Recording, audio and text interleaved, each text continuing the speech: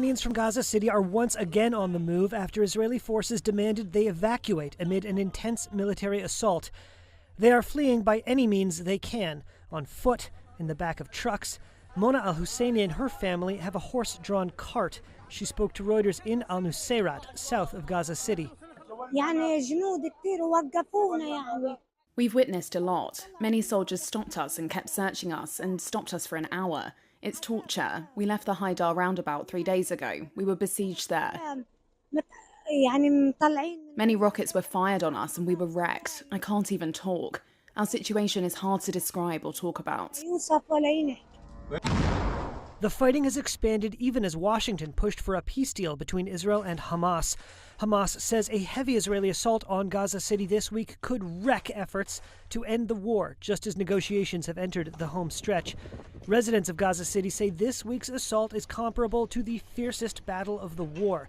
Gaza City was one of the first major targets in Israel's retaliatory operation after Hamas fighters rampaged through Israeli settlements on October 7th, killing 1,200 and taking more than 250 hostages, according to Israeli tallies. A week later, Palestinians began to flee the city after Israel called on residents to evacuate. By the end of 2023, an Israeli air and ground assault flattened what had been home to more than a quarter of the Gaza Strip's residents before the war. As Israeli forces moved south, residents who had fled began to return. Former Gaza City residents were joined by refugees from southern cities. But Israel says Hamas fighters returned as well, and residents such as Mona al-Husseini are again displaced. This situation is very, very bad.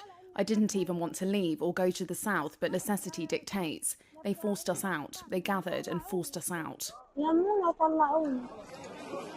Israel's assault has killed more than 38,000, according to medical authorities in Gaza.